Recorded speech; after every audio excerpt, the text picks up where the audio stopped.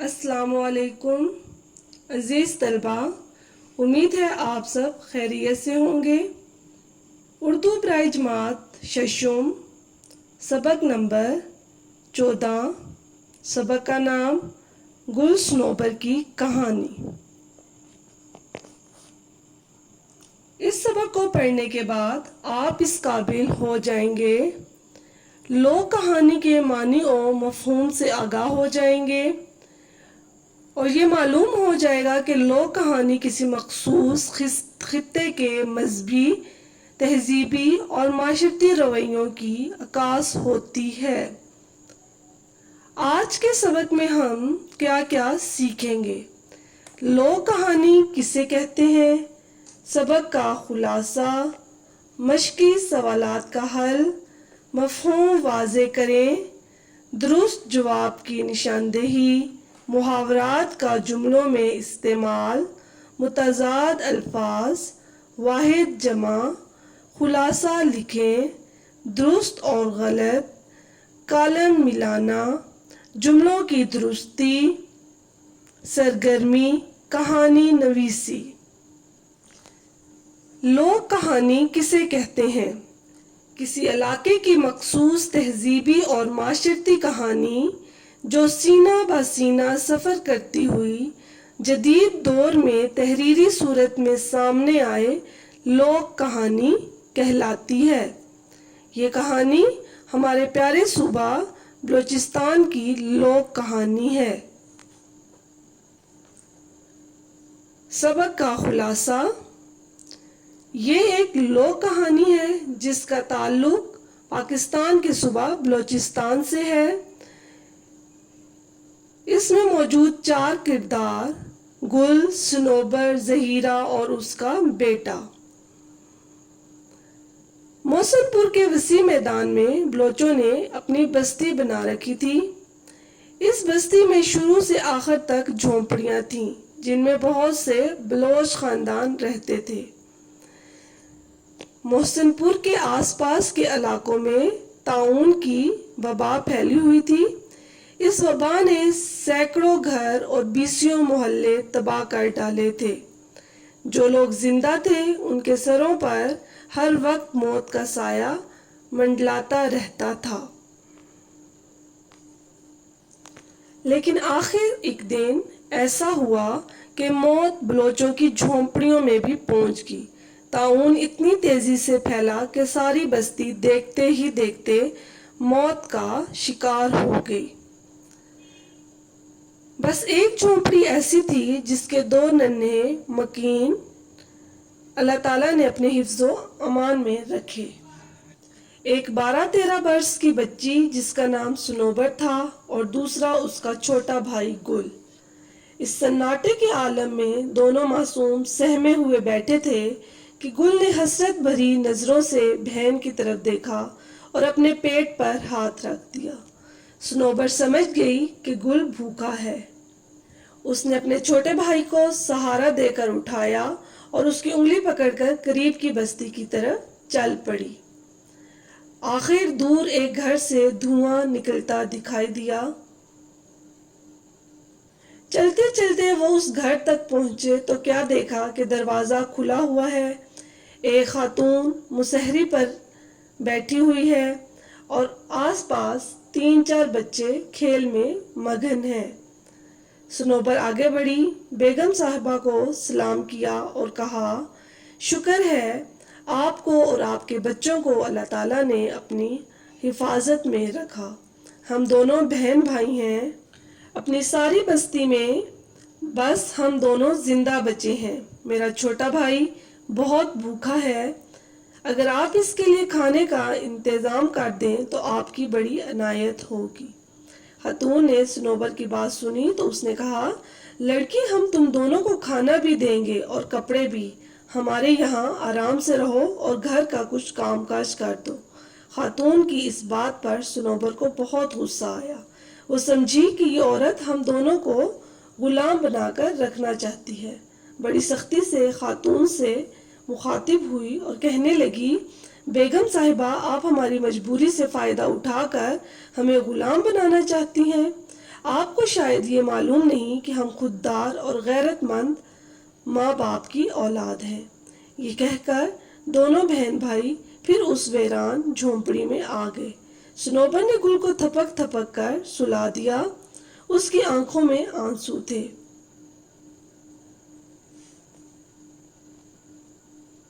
گل بہن سے چمٹ کر سو گیا، مگر سخت پیاس کی وجہ سے جلد ہی اس کی آنکھ کھل گئی اور وہ پانی کی تلاش میں جھونپڑی سے باہر نکل گیا۔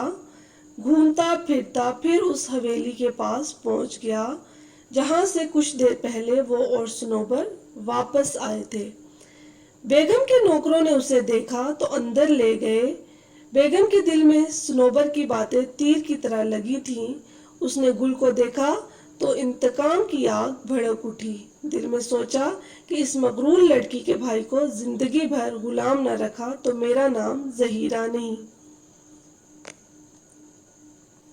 اس جذبے کے تحت وہ عورت معصوم گل سے غلاموں جیسا سلوک کرنے لگی اور وہ اس حویلی کو چھوڑ کر ایک اور گاؤں میں رہنے لگی اور گل کو اپنے ہمراہ لے گئی۔ گل کو زہیرہ کے ہاں رہتے ہوئے کئی برس گزر گئے۔ انسان کا دل بھی عجیب چیز ہے۔ زہیرہ کا یہ حال ہو گیا کہ اسے صنوبر کی یاد رہ رہ کر ستانے لگی اور یہ سوچ کر اس کا دل بھر آتا کہ اس نے ایک معصوم بھائی کو اس کی پیاری بہن سے جدا کیا، صرف انتقام کی آگ ٹھنڈی کرنے کے لیے۔ وہ اپنے گناہ کا کفارہ ادا کرنے کے لیے بےتاب تھی۔ اس نے گل کو اپنے پاس بلا کر پیار سے گلے لگا لیا اور کہا کہ آج سے تم آزاد ہو، جہاں چاہو جا سکتے ہو۔ گل اتنے دن زہیرہ کے ہاں رہتے رہتے وہاں کی ہر چیز سے مانوس ہو گیا تھا۔ آزادی کے باوجود بے ساختہ اس کی آنکھوں سے آنسو جاری ہو گئے اور کچھ دیر ٹھہر کر گل نے کہا، بیگم صاحبہ، اگر آپ مجھے آزاد نہ کرتی تو میں نے عزم کر رکھا تھا کہ ایک نہ ایک دن آزادی حاصل کر کے رہوں گا۔ اجازت دیجیے کہ رات یہاں گزار لوں اور صبح ہوتے ہی یہاں سے چلا جاؤں گا۔ زہیرہ نے کہا، جب تک تمہارا دل چاہے یہاں رہ سکتے ہو۔ اس کے بعد گل اور زہیرہ اپنے بستر پر جا کر سو گئے۔ رات آدھی کے قریب گزر چکی تھی کہ گل نے اپنے کمرے میں کسی کے قدموں کی آہٹ سنی۔ آہٹ سے اس کی آنکھ کھل گئی۔ ہلکی ہلکی روشنی میں گل نے دیکھا کہ کوئی شخص ہاتھ میں خنجر لیے سامنے کھڑا ہے۔ یہ منظر دیکھ کر وہ خوف زدہ ہو گیا، لیکن ذرا غور سے دیکھا تو صنوبر ہاتھ میں خنجر لیے سامنے کھڑی تھی۔ اس نے صنوبر کو پہچانا تو دوڑ کر اس کی ٹانگوں سے چمٹ گیا۔ صنوبر نے خنجر ایک طرف پھینکا اور گل کو سینے سے لگا لیا اور دیر تک اسے پیار کرتی رہی۔ پھر اس نے گل کو خود سے علیحدہ کرتے ہوئے کہا، گل، آج تمہاری غلامی کی آخری رات ہے۔ میں یہ خنجر لے کر یہاں اس لیے آئی ہوں کہ زہیرہ سے اس کے ظلم کا انتقام لوں اور تمہیں غلامی کی قید سے رہائی دلاؤں۔ گل نے جب ساری بات صنوبر کو سنائی تو صنوبر سن کر بہت خوش ہوئی کہ زہیرہ نے گل کو آزاد کر دیا، اور اسے اس بات کی بھی خوشی تھی کہ اس سے زہیرہ کے قتل کرنے کا جو گناہ سرزد ہونے والا تھا، اللہ تعالیٰ نے اس سے محفوظ رکھا۔ گل اور صنوبر باتیں کر رہے تھے کہ زہیرہ کی آنکھ کھل گئی اور وہ کمرے میں آئی۔ کمرے میں جب آتے ہی اس نے صنوبر کو خنجر پکڑے دیکھا تو اس کی چیخ نکل گئی۔ چیخ کی آواز سن کر صنوبر نے خنجر پھینک دیا اور کہا، بیگم صاحبہ، آپ پریشان نہ ہوں، میں آپ کو قتل کرنے آئی تھی، لیکن گل نے مجھے سب کچھ بتا دیا۔ ہماری آپ کی دشمنی ختم ہوئی۔ اس کے بعد تینوں اپنی اپنی جگہ جا کر سو رہے۔ فجر کی اذان ہو رہی تھی کہ صنوبر کی آنکھ کھلی۔ اس نے محسوس کیا کہ گھر کے صحن میں بہت سے آدمی جمع ہیں۔ یوں معلوم ہوتا تھا جیسے وہ ایک دوسرے سے گھبرا کر باتیں کر رہے ہوں۔ ساتھ ساتھ کسی کے رونے کی آواز بھی آ رہی تھی۔ صنوبر صحن میں پہنچی تو پتہ چلا کہ زہیرہ کے بڑے لڑکے نصیر کو سانپ نے کاٹ لیا ہے۔ زہر کے اثر سے اس کی حالت برابر خراب ہوتی جا رہی تھی۔ سنوبر نے یہ سب کچھ دیکھا تو وہ بھاگ کر گھر سے باہر نکل گئی. اسے معلوم تھا کہ اس علاقے میں ایک پودا ایسا ہے کہ اس کا عرق مارگزیدہ کے منہ میں ٹپکایا جائے تو زہر کا اثر ختم ہو جاتا ہے. تھوڑی سی تلاش کے بعد وہ پودا مل گیا. وہ تیزی سے اس کی پتیاں توڑ کر لے آئی اور ان کا عرق نچوڑ کر نصیر کے منہ میں ڈال دیا. عرق کے قطرے نصیر کے منہ میں پڑے تو اس نے فوراً آنکھیں کھول دیں اور ماں کی طرف دیکھ کر کہا، اماں. زہیرہ نے اپنے لال کے منہ کو چوما اور پھر اٹھ کر سنوبر کو اپنے سینے سے لگا لیا. علامہ راشد الخیری نے یہ لکھی ہے. اب ہم آتے ہیں مشقی سوالات کے حل کی طرف. سوالات کے مختصر جواب دیں. الف، محسن پور کے آس پاس کے علاقوں میں کون سی وبا پھیلی ہوئی تھی؟ آپ نے خود اس کا جواب تلاش کرنا ہے. گل اور سنوبر کا آپس میں کیا رشتہ تھا اور وہ زہیرہ کے گھر کیوں گئے؟ گل اور سنوبر کا آپس میں کیا رشتہ تھا؟ وہ دونوں بہن بھائی تھے. اور زہیرہ کے گھر وہ کیوں گئے تھے؟ کیونکہ گل کو بھوک لگی تھی اور وہ مدد مانگنے کے لیے زہیرہ کے گھر گئے تھے. زہیرہ اپنے گناہ کا کفارہ کیسے ادا کرنا چاہتی تھی؟ زہیرہ اپنے گناہ کا کفارہ گل کو سنوبر سے ملا کر ادا کرنا چاہتی تھی. اس نے گل کو آزاد کر دیا تھا.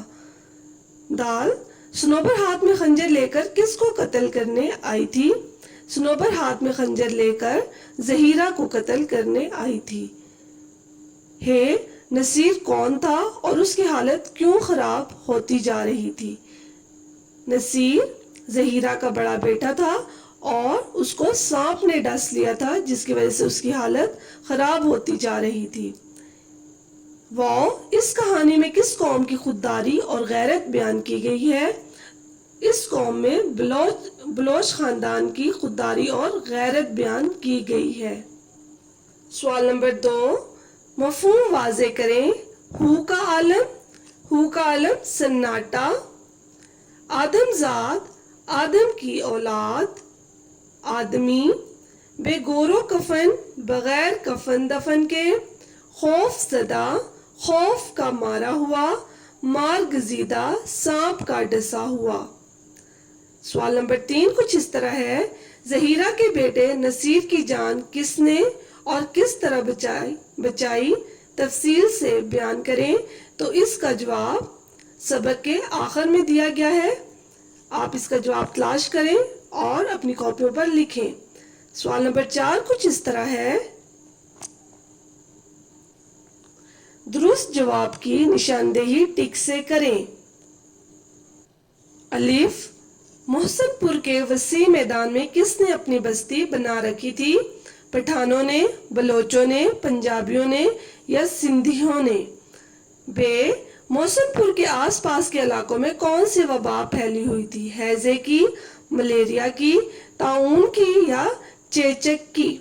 ج، 3-4 دن کے اندر جھونپڑیاں کس سے خالی ہو گئیں؟ جانوروں سے، خوراک سے، انسانوں سے یا مکینوں سے؟ دال، گل نے حسرت بھری نظروں سے بہن کی طرف دیکھ کر ہاتھ کہاں رکھا؟ اپنے سر پر، اپنے سینے پر، اپنے پیٹ پر یا اپنے پاؤں پر؟ ہے، دور ایک گھر سے کیا نکلتا دکھائی دیا؟ آدمی، بزرگ، پانی یا دھواں؟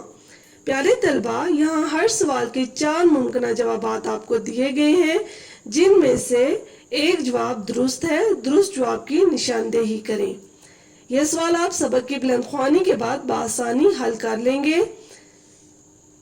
سوال نمبر 5 کچھ اس طرح ہے. درج ذیل تراکیب اور محاورات کو جملوں میں اس طرح استعمال کریں کہ ان کا مفہوم واضح ہو جائے.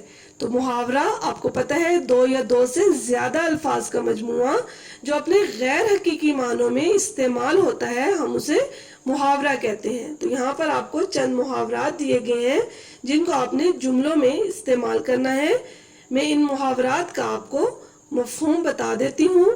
سایہ منڈلانا، خوف ہونا، ہو کا عالم ہونا، سناٹا خاموشی، تان لگانا گیت گانا، आदम जात आदम की औलाद आदमी, तमतमा उठना, चेहरा सुर्ख हो जाना, खौफजदा, डरा हुआ, सहमा हुआ, मारगजीदा, सांप का डसा हुआ, इंतकाम की आग भड़कना, इंतकाम की आग में जलना, तीर की तरह लगना, निशाने पर लगना, फरिश्ता अजल, मौत का फरिश्ता।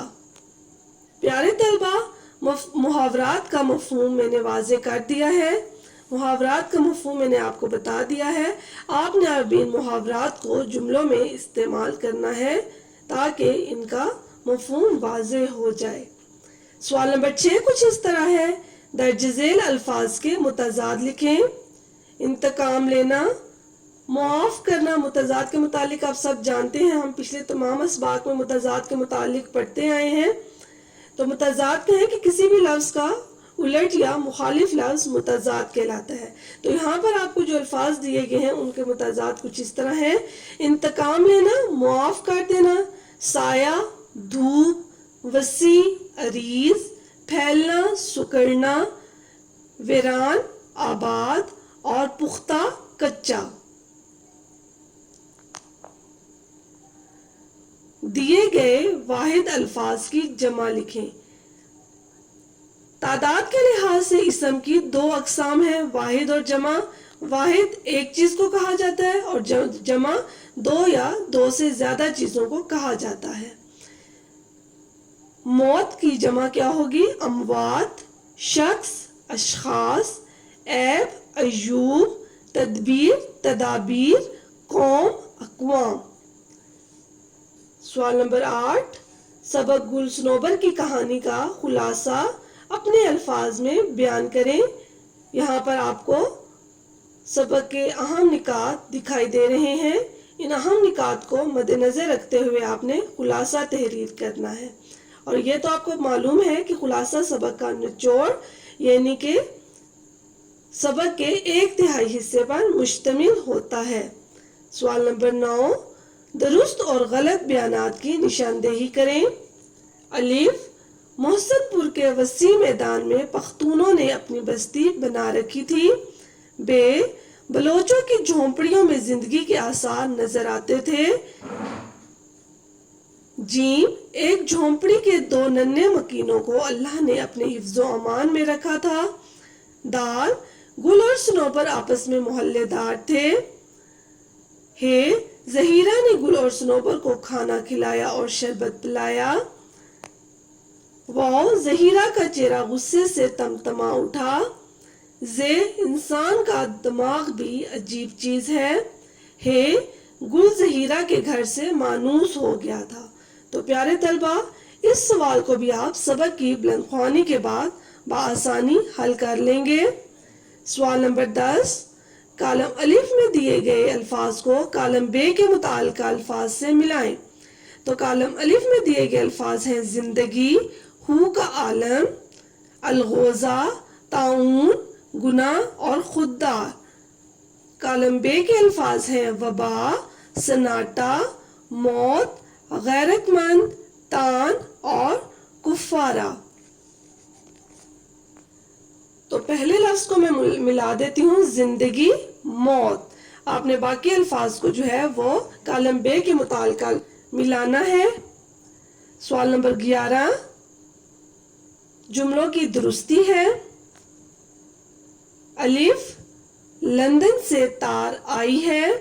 बे, 2 रुपए की दही लाओ। जीम, मैंने एक ख्वाब देखी। और दाल, झाग बैठ जाएगी।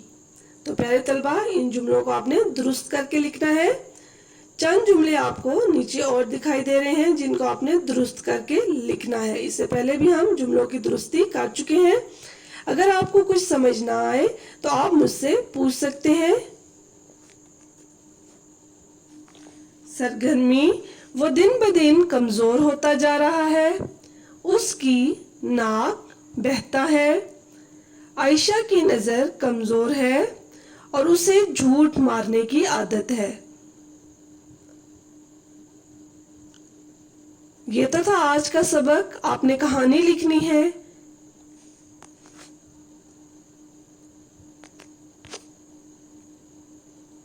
احسان کا بدلہ احسان کے عنوان پر آپ نے کہانی لکھنی ہے. اس میں آپ فاختہ اور چونٹی کی کہانی بھی لکھ سکتے ہیں. اس کے علاوہ اگر آپ کو کوئی اور کہانی معلوم ہے تو آپ اس میں لکھ سکتے ہیں. گھر کا کام سوال نمبر 1, 2, 3, 5 اور 8 آپ نے اپنی کاپی پر حل کرنے ہیں. سرگرمی آپ نے اپنی کاپی پر حل کرنی ہے. باقی سوالات آپ نے اپنی کتابوں میں حل کرنے ہیں. اور کہانی آپ نے اپنی کاپیوں پر لکھنی ہے فاختہ اور چونٹی. امید ہے آج کا سبق آپ کو سمجھ آ گیا ہوگا. اگر آپ کو پھر بھی کوئی دقت درپیش ہو تو آپ مجھ سے دوبارہ پوچھ سکتے ہیں. اور اگر آپ کو کوئی چیز سمجھ نہ آئی ہو تو آپ مجھ سے پوچھ سکتے ہیں. شکریہ. خدا آپ کا حامی و ناصر ہو. اللہ حافظ.